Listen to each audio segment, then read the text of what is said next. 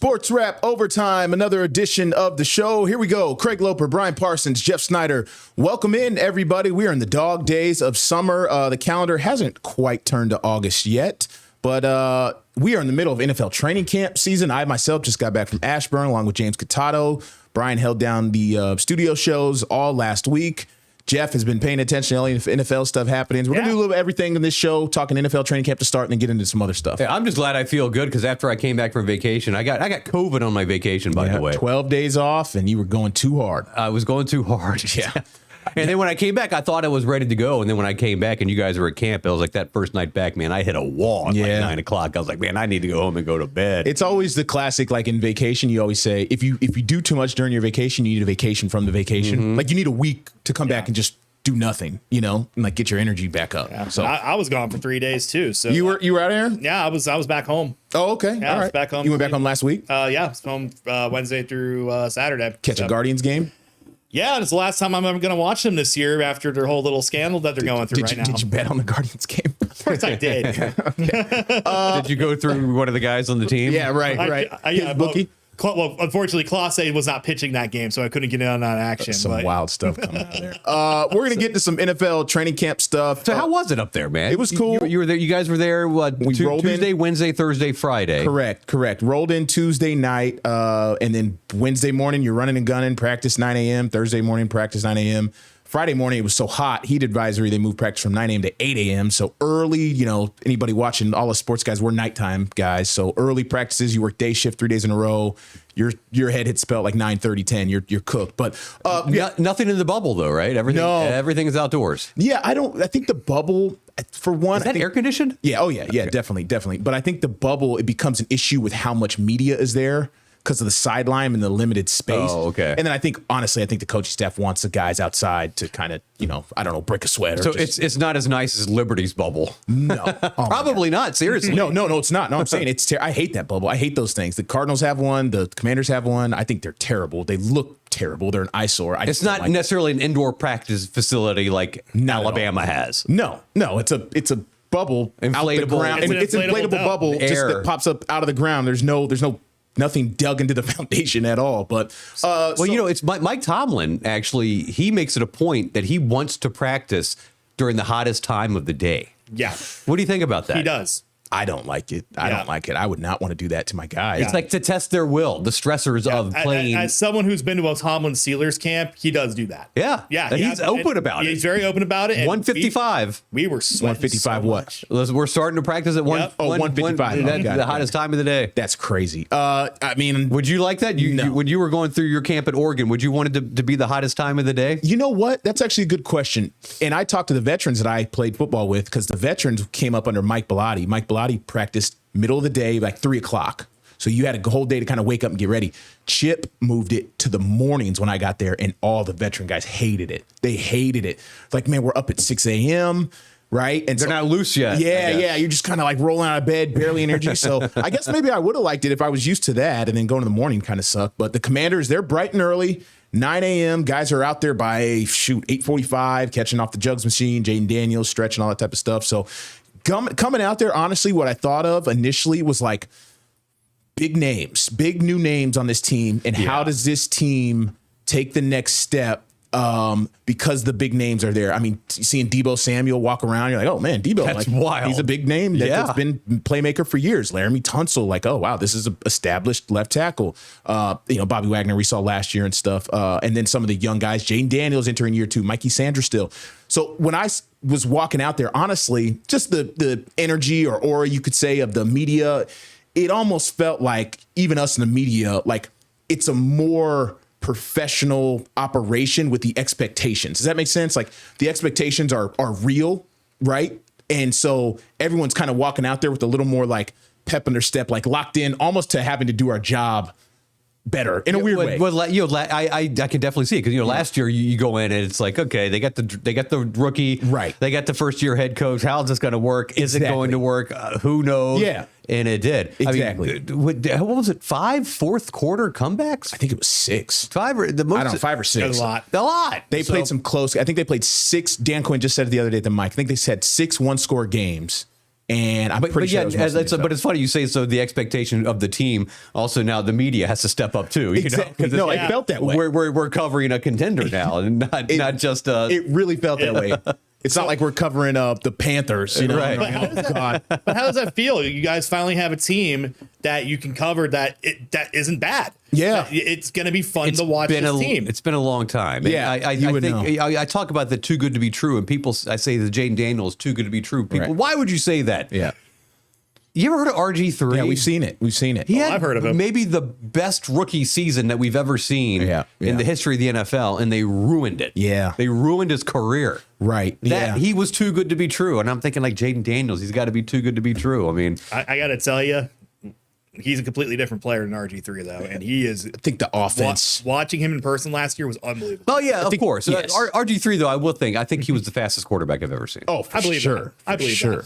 I think what's going to help Jaden is, that RG3 offense, as electric he was, man, that was an offense that put the quarterback through a beating, like that pistol read option stuff, pulling it, keeping it. And I guess Kyle Shanahan kind of just said, like, this is what he's good at. Yeah. So we're going to do that. Yeah, and it was just bad. I think it was, at first, teams were like, oh, what do we do? But then after a while, they're like, okay, we can figure this out. Yeah, I think to Jaden and Cliff's credit, Cliff is going to scheme up Jaden to keep him protected a majority of the time. The only time you're really going to see Jaden risk his body is on key moments, 3rd and 1, 4th and 2, that type of stuff. Like I can think of one play against Tampa last year in the playoff game where it was a 4th and 2. They needed a first down. They had like a fake designed run to the left. He rolled out and kept it like QB keeper and had to lower his shoulder to get to first, but that's about it. Like when he got hurt against the Giants, when he's running, it was that long run. Yeah, he kind of slowed down a bit because he was looking back behind him. I was like, man, if he would have just kept going, instead of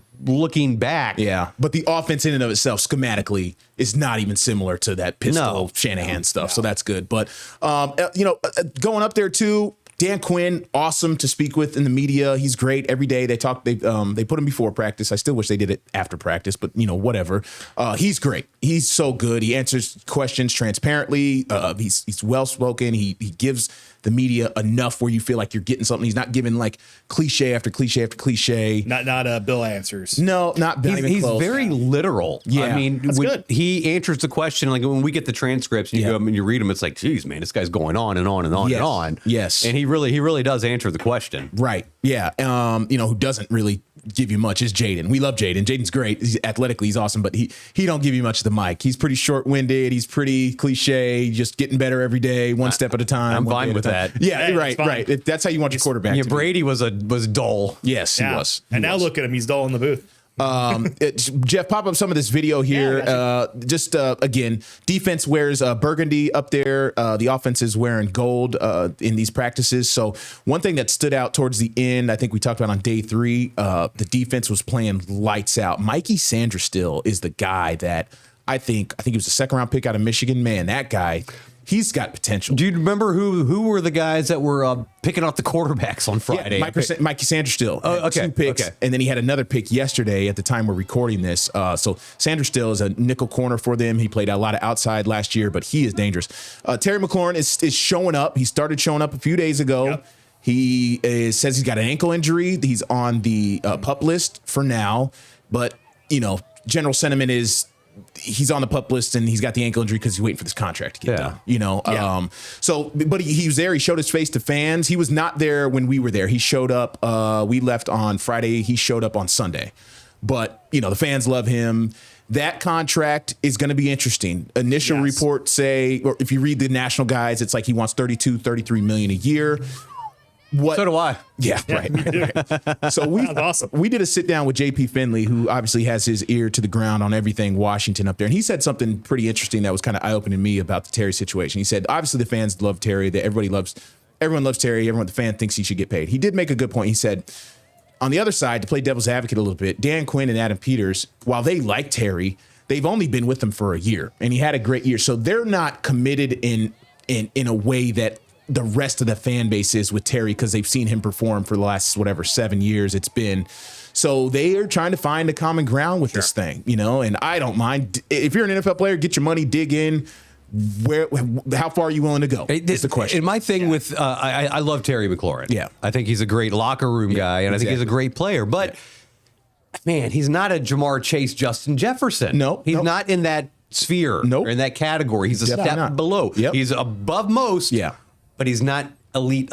I agree. I think with Terry, what you the obvious thing as an organization, you got to pay him, because him and Daniels had a great year last year. He had his career high in touchdown catches because he had a consistent quarterback for the first time really in his career, right? Like he's put up 4 1,000-yard seasons, each with different quarterbacks. But last year, 13 receiving touchdowns. You got to take advantage of this window, and I know he's turning 30 and everyone hates that number in the league. Everyone hates it. But, if there's a guy who is going to be a great stand-up locker room guy, like Brian was saying, and is a leader who you don't have to worry about, it's Terry McLaurin. Pay him, get it done. The issue becomes 3-year extension, 4-year extension, 5-year extension. I would imagine that's what the whole holdup is. Is Scott Boras his agent? Oh, if it is, he's going to try to milk every year he can out of that. Yeah, exactly. I mean, can answer that question. Yeah, let's look that up real quick. Terry McLaurin agent. I don't know if it's Scott Boras, but he's 30. So if you're an agent, give Here's him a name. His agent, according to Google AI, his agent is Buddy Baker. Buddy Baker. Buddy Baker. And so it's if you're the agent, you're give us a 5-year deal. The team's like, well, we're not giving you a 5-year deal. And it's like, all right, well, give us 4. And they're like, well, how about 3? And then it becomes you get a good guarantee. Yeah, they're probably fighting over one extra year. Probably. Yeah, and Terry McLaurin 5 consecutive. 5 is it 5 1,000 years 1,000 yard seasons. 13 touchdowns last year. Yep, career high. We were finally able to see what he could actually do with a competent quarterback, like you said, and a good scheme. Yeah, and a great scheme. Who is that? That's Bobby Wagner and Frankie Louva. But who was the kid? I didn't see him. That guy with the hat. Who is that? Oh, I'm not sure. Norton? I don't know. I can't see from behind. But what I do know is if the Commanders and Terry McLaurin cannot come to a deal and they have to trade him. No, they're not going to. Don't even go there. It's not going to happen. You don't think so? No. But if that happens, I'm just saying on the possibility. It's not. There would be a lot of upset. Yeah. No, there's no way. What was the very important situation up in Ashburn? What was the food situation like? Oh, for the media every day? Yeah. What did you guys do for that? They provided water. There was no food to eat every day for the media at the. Not even like peanuts or anything? Nothing. No popsicles in the heat? No. Oh, straight. man. Well, the first 2 days it was 85. It wasn't too hot. But no, it was water. So James and I, we kind of did our operation different. I ate breakfast every day at the hotel downstairs. They had a cool little breakfast spot, and we've been going there 4 years in a row. Breakfast burrito or a cinnamon roll and a coffee or something, whatever. And James, he went to the grocery store the first night we got there, and he kind of did his own breakfast. So he'd eat breakfast in his room. So, if you went to a grocery store in Northern Virginia, I know we know where James is from. James is from New York. Yeah. Please tell me you went to Wegmans. I did not go. James went. Did he go to Wegmans? Yes, correct. Oh, right. I knew he had to. Yeah, first night. Right. First night. He got I don't know what he eats, berries and a protein bar or something like that. I discovered my first Wegmans experience was covering Redskins training camp way back in the days, and it was just a magical experience. I'd never seen anything like it. I think I went in there once. Best lunch a couple years ago. Great. Couple years great ago. Spot. And my first experience was when I was an intern in Erie, PA, or when I was working in Erie, PA. Right. We had a Wegmans right down the street from the station. Once a week, I'd grab a sub from there. Yeah. Yeah. So good. It's a popular. That was Ken Norton, by the way. It was. That was Ken. I was like, God, why does that guy look so right? Ken Norton. It was Ken Norton Jr. We checked in with Daryl Tapp up there, Chesapeake native, Deep Creek guy, defensive line coach for the Commanders, and you're going to hear him from whatever corner you're at in the field. He is animated out there. He's yelling profanities on the snap of the ball and during the individual drills and stuff like that. So happy for him to have that career trajectory where he's climbing the coaching ranks, man. That's very cool. Very cool. Yeah, he is. I think the guys really like him. He's passionate. He gets to work to some capacity. He's kind of like the interior / defensive end.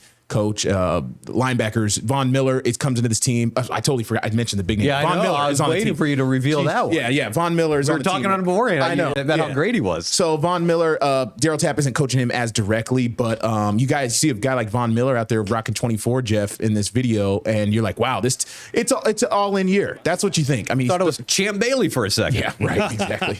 Yeah, it's 36 years old, 129.5 career sacks. He comes over from Buffalo, a two-time Super Bowl champ. He said he wanted to go to a contender. He wants to win. That's all he's about, winning. And I had never really listened extensively to Von Miller speak at the podium.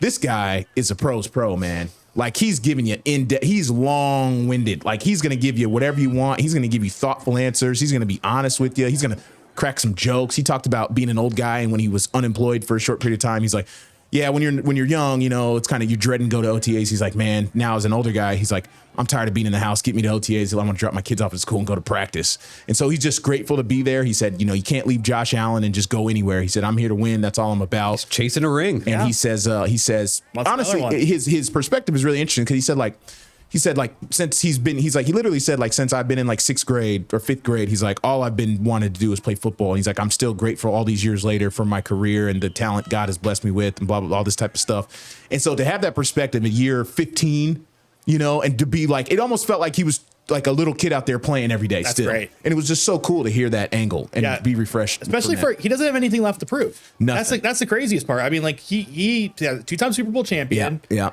7-time All-Pro selection. Yeah.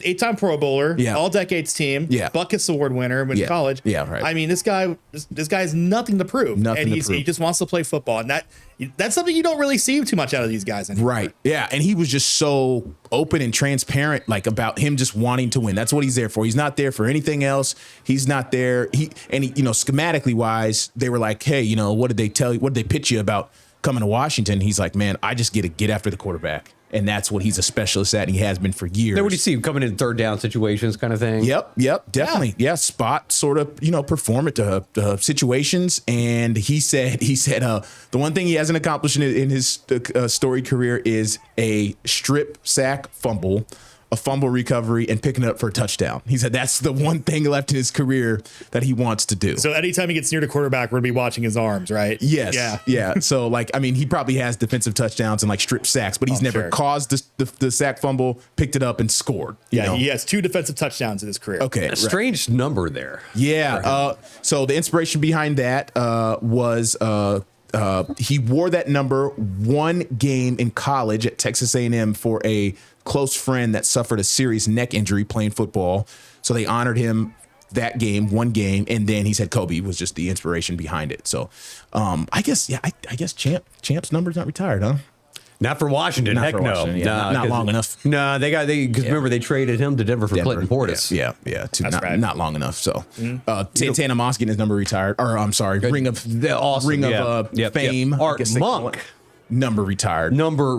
Oh, I watched the whole thing, man. When they went to his house and knocked on the door, I'm watched getting a lot all of it. misty-eyed watching it, man. Yeah, that was really the Art good. Monk. I mean, it's like a for me, it's like a childhood idol. I looked up his numbers after they put that video out, and it was like, I mean, I knew, but I didn't really know until the records keep coming in. You're like, oh my god, yeah, the most consecutive games with a catch. Just so many like kind of interesting ones like that. You're like, wow, it's just the longevity is crazy. Yeah, longevity. You know, and we talked about it on a previous episode. I was there when he broke the record, right? The all-time receptions record against the Broncos. Yeah, and that was a good video. It was a Monday night, 1992. They hoisted him on the shoulders and carried him off. So he held the all-time yards record. I looked it up for about 3.5 years. That was his window before I think Jerry took it over. Okay, it was a 3.5 year window. Don't quote. I don't know the years, but because I was going through some videos and I had a moment of clarity and a moment of realization. I think Randy Moss is the best wide receiver of all time. Oh yeah, all time? I think so. I think he's the best of all. I think he's the best. If you take longevity out of it and you just pure receiver speed, ability, I think that's fair. I think it's totally fair. I can't call him the best receiver of all time because I think the best football player of all time is Jerry Rice. So that's hard for me. I think he's a better receiver than Jerry Rice. Yeah. I guess it depends on what you want. It depends on what you want. Do you Randy Moss could catch balls that Jerry Rice could not That is catch. true. For sure. That's true. For sure. Yeah. Randy Moss could take a top off of defense like no one in NFL history. That's why I've heard people say that before. And I'm like, I can't dispute that. It just depends on what you want. How do you want to build your Just offense? watching the highlights, it was just like, you got to be kidding me. I forget how good he was, man. You know, Well, he had a game. Was it a playoff game where he had 3 receptions, 181 yards, and 3 touchdowns? Yeah, that was his rookie year against Dallas. Thanks. Yeah, the famous. I was trying to do. Yeah. It was against Dallas his rookie year. was that Thanksgiving Randall? Day. Was Randall the quarterback? I believe so. Randall Cunningham? No, it would have been. Or was it Stallworth? I mean, Culpepper. Culpepper. Sorry, It may have Stallworth. been Because the 98 with remember. the 98 Vikings went 15-1. Yeah. It should have gone to the With Super Cunningham? Yeah. Yeah, I don't know. Yeah, And they maybe should have gone to the Super Yeah, Bowl. 98 was his rookie year. But the kicker, Yeah, blew yeah. it. Duh. Who missed nothing ever. Yeah. how much cooler would a Vikings Yeah. Broncos Super Bowl It would have wouldn't have been a blowout. again versus the Falcons Broncos? What a terrible Super Bowl matchup. That's the first Super Bowl I vividly remember watching because we went to a Super Bowl party. I was like, 7, 8 years old at the time.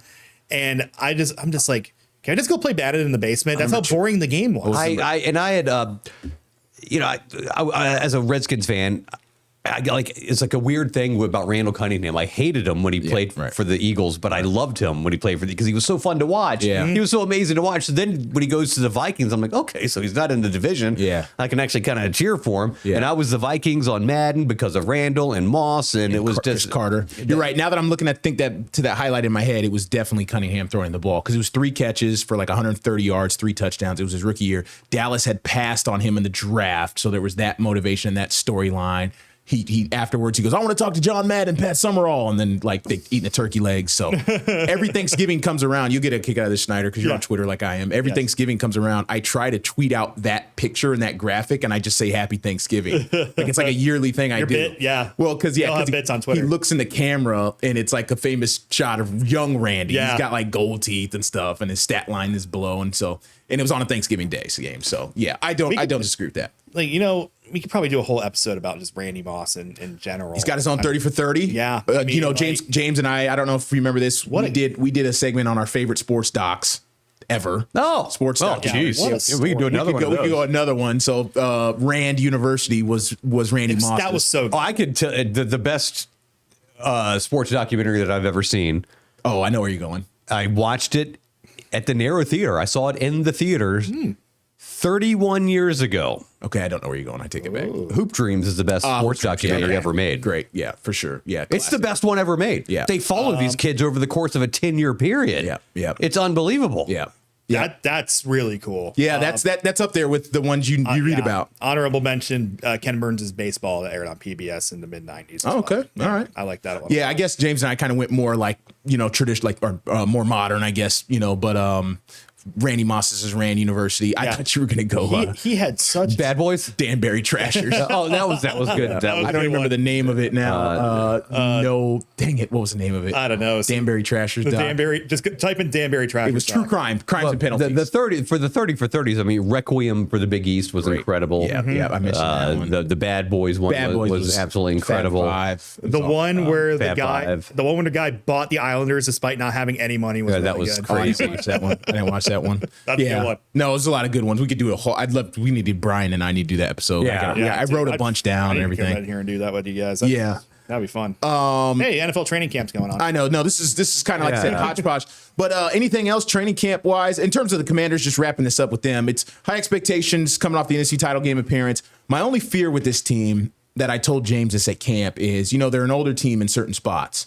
Yeah, what's this all of a sudden now they're the oldest team in the NFL? When did that happen? Yeah, I guess you get Von Miller and Debo. And you're signing guys and raising your age a little bit. Yes, and that's exactly, JP Finley said that exact same thing on the podcast we shot up there. He's like, people are reading into that too much, but it's because a few guys on the roster are pushing up the age. They have a quarterback who will be probably cut. Josh Johnson, who's 39. So that helps push the age up. But fun stat, I don't know if you heard me say this, Brian, on any of my reports. Fun stat here.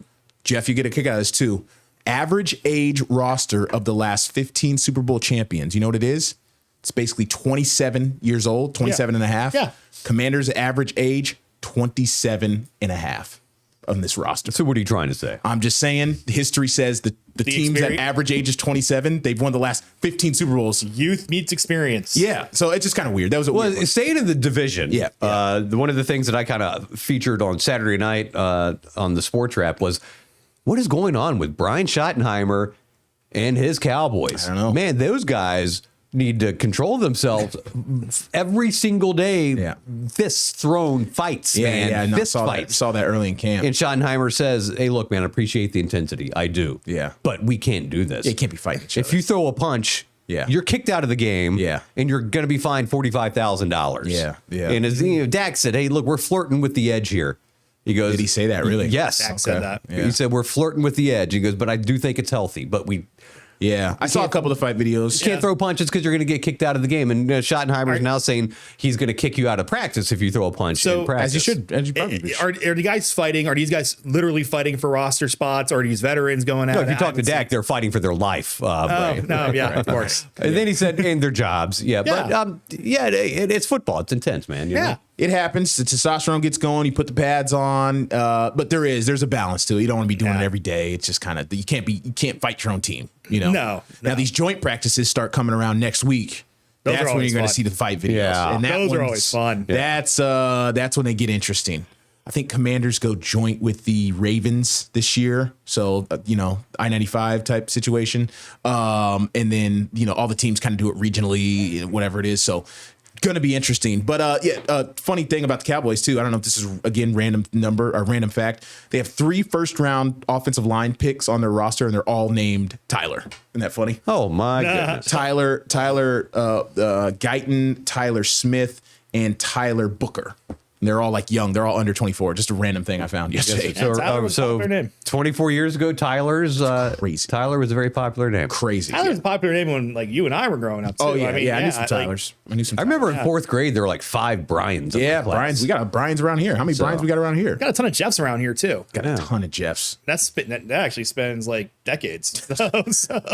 Yeah, it's crazy. Anything else on training camp here that we could get to? We got the Hall of Fame game is yes, Thursday from Canton, Ohio. At my favorite stadium ever. We've got the LA Chargers against the Detroit Lions. Now, the cool thing with the LA Chargers, by all accounts, Keandre Lambert-Smith from Maury High School in Norfolk, who went to Auburn and Penn State, is just really lighting it up in training camp. Seen some of the highlights. Harbaugh is saying good things about him. Right. He went to the 5th round. I thought that was pretty late for him. Yeah. Because we're looking at the numbers that he did at Auburn, man. He lighting it up for like the first 1,000-yard receiver or something like that in like a long, long time. Right. So it's pretty cool to see a local guy like that really stepping up on a big stage. And Mike Williams is retired. So Mike Williams did retire. Could be a little spot there for Keandre to kind of get some more reps. When I went home last week, I flew into Akron instead of Cleveland this time. And of course, it's the Akron Canton Airport. Okay. And I'm looking around the airport and I'm like, all right, they got anything for the Hall of Fame here? They kind of like wrap graphics around posts to show like, hey, the Hall of Fame's coming up, the induction night's coming up. Yeah. I saw like that class actually. Yeah, it's Jared Allen, Antonio Gates, which was the big one for us because he played for Kent State. Oh gosh, that's right. That's right. Well, he played basketball at Kent State. He played football. Right. And I just thought, I think they could have done this a little bit better. But then again, Akron's Canton Airport's endowment isn't so great. Right. But it was cool to kind of see at least something when you got off the plane.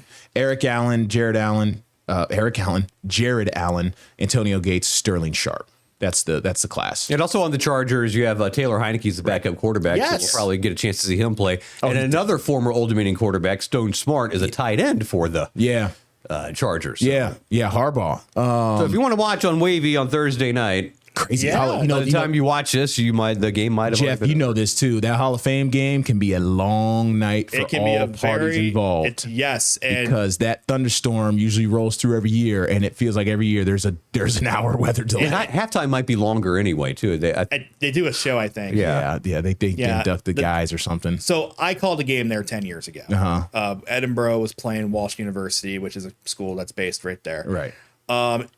You'd think since they host an NFL game every year, they would have great tech and you'd be able to have replay monitors that were actually functional. Everything in there sucked. I couldn't even dial out. Well, that was 10 years ago. It was 10 years ago. Give them a little credit. I will give them, it was 12 years ago. Right. Hopefully it's improved. But yeah, that's what I'm saying. So when that rainout happened a few years ago, I'm like, this doesn't surprise me at all. I think they canceled the second half of that game. Yeah. A couple years. It was Steelers and someone. I mean, Thunder rolled through bad and they just canceled it. It did not shock me at all when that happened. So, Yeah. because the field got too saturated. Steelers, Jets or something. I Yeah. don't remember. Something like that. So yeah. hopefully they've done great improvements to that stadium. I'm sure. Because, I mean, it is the one thing a year, major thing a year it does host. It hosts Right. mainly high school football, college football for the area. Right. So. This in terms of this year's Hall of Fame class, man, I like Brian and I have talked about in the office, like give me the small Hall of Fame group every time. It just feels more prestigious. Yes. So 1, 2, 3, 4 people going in. That's great. We looked up one of those Football, years. man. We looked up one of them years a couple years ago. It was like 10. 8, 9, 10 people going in. You're like, Yeah, oh, that's too my much. Gosh. Well, speaking of halls of fame, the Major League or the Professional Baseball Hall of Fame, Yeah. National Baseball Hall of Baseball. Fame. Yeah, they went in last week. Billy Wagner, who's in the Virginia Sports Hall of Fame, Division III Ferrum College, Yeah. to the Hall of Fame. Crazy. Man, that is wild. Unbelievable. Only D3 player ever. And he was Mr. Personality when he was in the Virginia Sports Hall of Fame He was, speech, but he was yeah. a little nervous. Yeah. Was he? Yeah. You could tell. I got to go back and watch He some of was these. nervous. He was on his final ballot, right, Billy Wagner? I don't know. I can't remember if he was on his last one. But Yeah, he I don't was, know.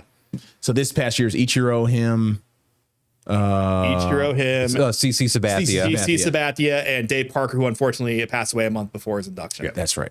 Okay, got it. Yeah, Dave Parker, one of the- Dick Allen as well. Dave Parker, the Cobra, was one of the all-time greats. Yeah? My Okay. God. He was an MVP. He was a power hitter, but he was also led the league in batting one year. Yep. Just an intimidating presence. And he Right. played for the Reds. He played for the Pirates. He played for Pirates. the Brewers. He played for the A's. Yeah. He won championships. He might have been, I remember talking to just a great player. Tom Yeah. Shad. I think when the news came that he passed, the Pirates, his couple years with the Pirates, I thought he won the MVP. He won. one of them Yeah, years. he's mainly 79. remembered for Right. playing for the Pirates. Right, exactly. So And of course- and then Ichiro for me, growing up where I grew up in the Pacific Northwest, man, when he came over from Japan, like it was like I just remember he was what 30 when he got here, whatever, but like 27.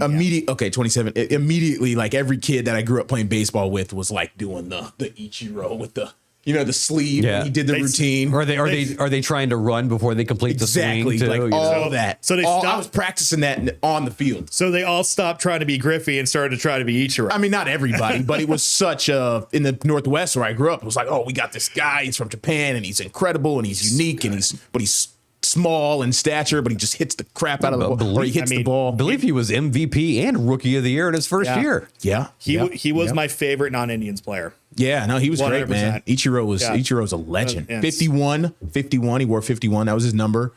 Between Japan and his time in the Major League Baseball, 5,000 career hits or something like that. Also, relatively recently, we had David Wright had his number 5 retired by the Mets. Yeah, a couple weekends ago, right? From Chesapeake Hickory High School. Yeah. Interesting story. The day that he got drafted in the supplemental draft, it was like one of those deals. It was the first round, but it was like the Competitive balance some round. Florida deal or goofy something like rounds that. they do. Yeah. Well, Drives so me he gets nuts. drafted by the Mets, and Bruce Rader's like, well, we need to call him. Yeah. Bring him into the studio. Yeah. I'm like, yeah, okay, cool. So we got a hold of him, and he and his dad, they came in, and we had him live on the Sportswrap. That's awesome. The day that he was drafted by the Mets. Oh, that's At cool. 6 or in the late show? In the late show. Wow, live in studio. Live in studio. Just run with it, and you were trying to keep everything on time because that can be a tough thing. Well, yeah, it was just like bring him in, talk to him, he's just a high school kid, you Yeah, know? right. And who would have thought? That's crazy. He became the player he became. Decades later, he would have his jersey retired. The day he got drafted, he was in studio. That's awesome. You know, Live on air. the last remnant of it, we have a VHS copy of that somewhere. I've got to find that. Oh, Right. that'd be great. Great And for the archives. Do huh? some sort of conversion on that. But, I will say about David Wright, I know some people won't think this, but I think he's a perfect Veterans Committee candidate for the Hall of Fame. I think But that's perfect. That's veterans. 20 years down the That's road. 20 years down the road. I don't think he gets on the writer's ballot, but I think he would Right. be a perfect Veterans Committee candidate. I don't know. Yeah, longevity, Yeah. right? I just don't know. It's two extra years would have got him there. But Yeah. I mean, if Dale Murphy's not in, David Wright's not getting in. but the only reason I have hope is Dave Parker did just get it. Is baseball? I mean, is Dave baseball? Parker, though. Is baseball the most prestigious Hall of Fame to get in? It's we the all hardest agree. one to It's the get hardest into. one to get into. I think so. That's the hardest The one. to get most. into. I think basketball. Basketball's easy. Everybody gets in. Hockey's kind of like that too. I mean, Jeff, Yeah. you talk about Dave Parker played till he was 40, man. Wow. Yeah. Wow. He was an MVP. He had a better career Yeah. than David Wright. Yeah. Well, speaking of Hall of Famers, Ryan Sandberg passed away. at the age of 65. Bill lost his battle with cancer. Of course, he's best known for playing all those years with the Chicago Cubs. I think a lot of latchkey kids around that time, like between in the 80s and 90s, got to go home at Cubs afternoon game would be on and WGN would be on and be able to see guys like Ryan Sandberg and Sammy Sosa and all those. And you'd have drunk Harry Carey slobbering into the microphone. Yeah, that's great. Unpopular opinion. I couldn't stand him. Okay. All right. I didn't listen to him enough to really, I just know some of the viral clips, from the day. But you listen to like a Harry Carey clip from the 50s and it's like, oh my God, this guy's so polished and he's great. But by the time you got into the 80s, man, Harry Carey was a buffoon. Did he have a little problem off the mic? Like, was he throwing him yes. back? Okay. He was. Absolutely. He was sponsored by like Miller Lite. Oh, I didn't know if it was like no. Budweiser. I didn't know if that was like documented. I'm a Cubs fan. I'm a Bud man. Bob Uecker was Miller Lite. Okay. Yes. Just Harry, he's mispronouncing words. He's a step slower than everybody else. Of Vin Scully, huh? The opposite. The opposite of Vin Scully. Different markets, man. But yeah. If you want to stay in baseball, the Orioles beat the Blue Jays. Beat the brakes off the Blue Jays last night, 11-4. They're beating them bad today. I don't know what the score is. 16-4 was the final. So if you want to read into that, and the Blue Jays going into last night's game were 20 games above 500. Best team in baseball. 16-4 today. And then Springer. I don't know if you guys saw that. Springer got hit in the head. They won 18-0 on Saturday night. Tyler O'Neill has a home run in 4 straight games. There you go. They'll probably trade him. The deadline is tomorrow. Yeah, July 30th. Oh, I'll be watching that like a hawk. Yeah, yes. July 30th, right? Yep. Yeah. My team's biggest trade piece decided to go get himself suspended. Yeah, I haven't been following up with any of that stuff. What's it? The 2 Guardians players are under allegations for gambling. I haven't followed up. So with it started with Luis Ortiz, I saw guy that we one. acquired from Pittsburgh in the offseason to help bolster the rotation. He'd been doing pretty well. Wasn't big lights out or anything. He was doing okay. So he got flagged.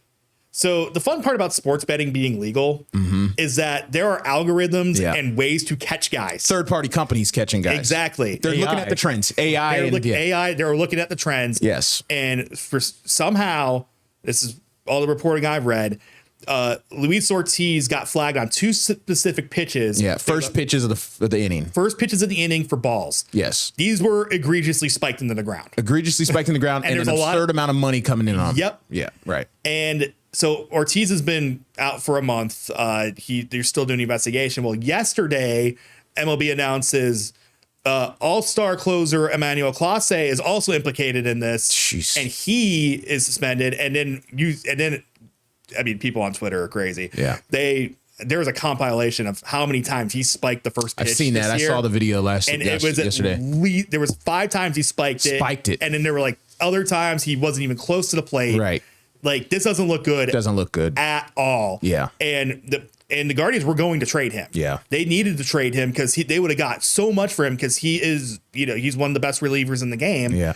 And now they're going to get nothing for him. Yeah. It's tough to trade for that guy under all now that. They're probably going to have to trade Shane Bieber, who just finished his final rehab start today. Yeah.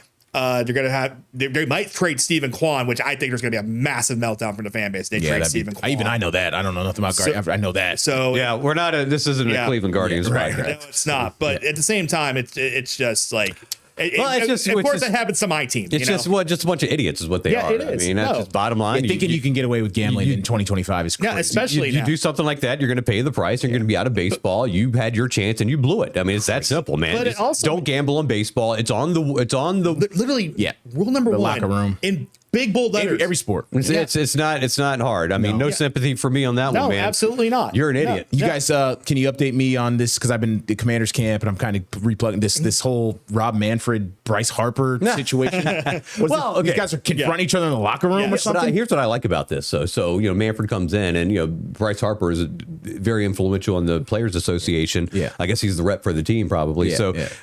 He tells Manfred, get the F out of here if you're going to talk about the salary cap. But here, my favorite part is Manfred was right in his face as well. Okay, this is what reports are saying. And they're both pointing at each other, dropping F-bombs at each other. So it wasn't like Bryce Harper cussed out Bryce Harper did cuss out the commissioner, but the commissioner cussed out Bryce Harper too. Neither one of them were backing down. Interesting. I think Manfred knew good and well that even though Bryce Harper was sitting down with a bat in his hand, he wasn't going to hit him in the face with a bat. Was this an All-Star break or was this recently? Why was Rob Manfred in the Phillies clubhouse? Or because getting the feelers out for all of this. Oh, yeah. Because there's going to be a lockout. Yeah. When this collective bargaining agreement is up, there is going to be a lockout, work stoppage. and it's because of the owners want a salary cap, and the players absolutely do not want a salary cap. Right. And I understand that for the players.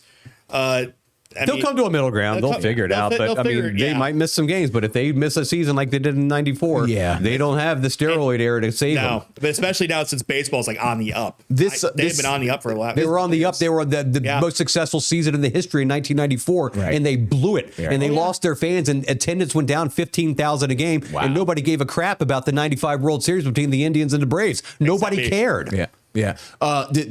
Going back to this, the CBA, right? Did this happen a few years ago? I feel like Scherzer was all over the national news fighting for the players. So 5-6 years ago at this point. Remember when does the CBA? How often do these things expire? I feel like we just had 5 years. Yeah, they're supposed to be like in the NBA and the NFL. They're like 10-year agreements. Baseball are only 5. Well, baseball's got the strongest union in sports. Do, right? Well, remember this. So remember during COVID, they had to do this whole negotiation about when they're going to play during COVID. That's right. And then that became like a precursor to like 2 years later when they did the next CBA. Okay. And of course, they didn't lose any games with that CBA, but they started the season late. I just don't get. I was a little confused on the timeline of this CBA thing because I feel like I literally used to see Max Scherzer on TV on the nightly news, like trying to fight for the players. I'm like, I think it's just next year. No, it's definitely. It's at the end of. It's definitely 2026. But I just feel like I'm like, oh, just maybe baseball does 5-year agreements. You know, it just depends. I mean, but they're just trying to stay ahead of it. Yeah, trying to stay ahead of it, and you don't want that work stoppage. Because I'm telling you, '94, that was. Mm-hmm.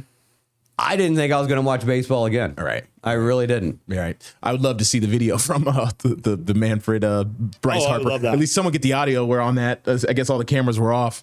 Yeah, I would guess clubhouse cameras. You never know. Hey, Bryce Harper's a little hothead too. He is. And like one of the players on the Phillies was like, "Hey man, that's how he's been since he was 15 years old." He said, "I see it every day." Yeah, because that was just another day in Bryce Harper land. So it wasn't. It's I mean, Bryce has fought his own teammates in the dugout before. So just from a that was Papelbon, right? Yeah, that didn't count. From a casual fan, was on his way out. From a casual fan standpoint, so I heard some stats driving in the radio. Sure. I was listening to ESPN radio or something. It was like the Dodgers spend payrolls like $350 million this year, whatever the number is. The worst one is like 60 something million. The Miami Marlins, I think, and the pay so it's like $240 million difference, right?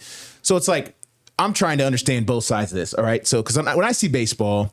Like, I understand the big players are the big players, and they always have been. I'm like, okay, talk to me about the pros and cons of a salary cap.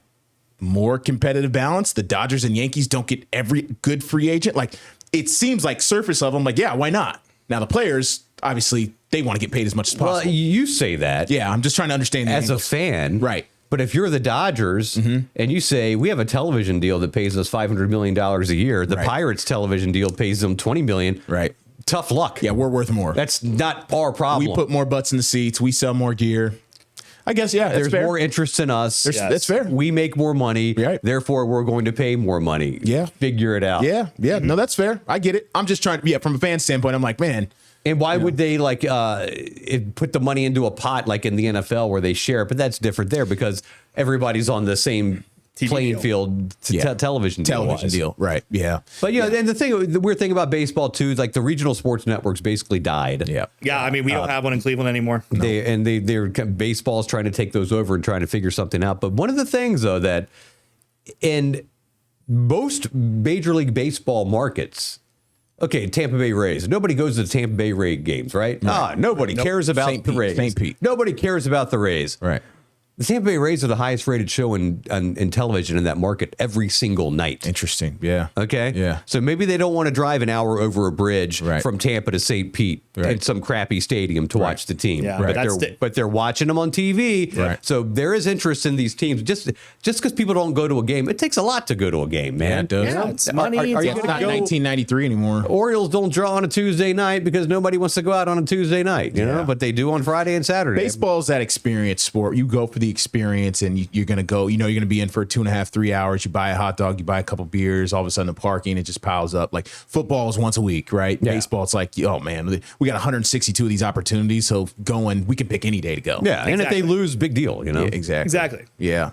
I was just curious. Again, I've been plugged into kind of Commander stuff, but as I've been catching up the last 2 days on what else has been going on nationally. Oh, a big one was the death of Hulk Hogan. Yeah, that happened when you were up Oh, there. yes. Yeah. Brother. 71 years old. Yeah, I had that happen when I was up there. I just popped up on the phone, and another associate in television, I was like, "Oh, did you see this?" He's like, "Yeah." I got to see Hulkamania at its apex, and the first time I saw Hulk Hogan live was in January of 1986 at the Richmond Coliseum. It was completely sold out. He wrestled Big John Studd. Nice. He body slammed him. Yeah. And just to see the phenomenon that was Hulk Hogan, Right. and to see that crowd come alive, because nobody in Richmond, nobody'd seen him, man. He hadn't come to Virginia yet, and it was an incredible scene. I mean, and that whole entire card, it was Ricky Steamboat against the Magnificent Morocco, the British Bulldogs against the Heart Foundation. That's awesome. I mean, that was so good. And then 5 months later, I went back to Richmond to see Hulk Hogan against King Kong Bundy. Okay. And he won that one. And in 1989, the WWF finally came to Scope. Wow. Okay. Norfolk Scope. Big deal. Yeah. Hulk Hogan, because back then it was NWA, Mid-Atlantic, which would become WCW eventually. Right. Ric Flair, Magnum TA, the Road Warriors, Nikita Koloff, Dusty Rhodes, Tully Blanchard, Arn Anderson. Those were the guys that we were used to seeing. So the WWF comes in, and it's Hulk Hogan against Bad News Brown was the main event. And I believe they drew 6,600 at Scope. Which, That's pretty good show. Not a sellout, but it was one of those Sunday afternoon, 2 o'clock. Oh, what are those house shows? 2 o'clock house They don't show do those deals. anymore. Yeah, I wouldn't even. And then, but my favorite time, so then I saw Hulkster at Madison Square Garden in '88. So we're talking, this is peak Hulk Hogan here, man. yes. Right. Hulk Hogan and Bam Bam Bigelow against Ted DiBiase and Virgil with Andre the Giant at ringside. Nice. So I got to see I got to see Hulkamania. Well, here's the thing. You need to come on to 10 Count, which airs on Wavy Plus, 11:35 on Mondays. And we will be talking about Hulk Hogan next week for sure. I have to dust off some pictures. You do have to dust off some pictures because I got to have you on for that. I mean, you're the one who Yeah. you're the only one who really experienced it. Yeah. Like I could have John on, and John and I could talk about our memories of Hulk Hogan. John wasn't even born in like 2001. Interesting thing, man. And so in '91, when Ric Flair had gone to the WWF, this is a huge deal. Ric Flair against Hulk Hogan. Are you kidding me? They're actually going to wrestle. I can't believe it. They're coming to Richmond Coliseum. Me and my friend James Gallagher, somehow we were able to, when I say scrape together $10 each for a ticket, I mean, we scraped together $10 each. Right. We're Cut some talking lawns. we were talking pennies and whatever. And we get there, and the great thing was, this is so amazing to me. So it's Hulk Hogan is in Ric Flair territory. He's in the NWA territory. This is the first time I'd ever seen this happen. Hulk Hogan was booed by the crowd, and Ric Flair was cheered by the crowd. That's hilarious. Because it's like, you're in Flair territory, Wow. Hogan. Wow. Even though Ric Flair had gone to the WWF, Right. this is Flair's house. Wow. And Good memories. The fans cheered accordingly. But yeah, we're going to have to get into Yeah, we're gonna have to do way it more of this. yeah, on a 10 count. So I'm very excited to talk about his career and whatnot, the good and the bad things. Right. Obviously, we'll definitely discuss those. I mean, I think for Hogan, I mean, I would just keep it into the wrestling part. I'll try. Anything. Who cares about the? I'm not here to talk about. I just know with His Hogan. politics. I know his popularity is crazy. I watched the WWF documentary on Vince, and they did a good segment on Hogan and what he meant to just the sport in general. He was the biggest star in pro wrestling. We're talking MTV, Saturday Night Live, No, crazy. Sports Illustrated. No one's of it. He was huge. A phenomenon. He's huge. He was in movies. He was in TV shows. Yeah, the commercials and everything. Ubiquitous. He was ubiquitous. Yeah, no doubt, not about that. All right, I guess that's it. That's all the time we got for Sports Wrap Overtime. Hodgepodge. Good hodgepodge. We're gonna get back into swinging things as the summer continues. So stay locked in on the Sports Wrap for Jeff Snyder and Brian Parsons. Productions. I'm Craig Loper, and we will see you next time. Going to go Have see a good one. Bob Dylan.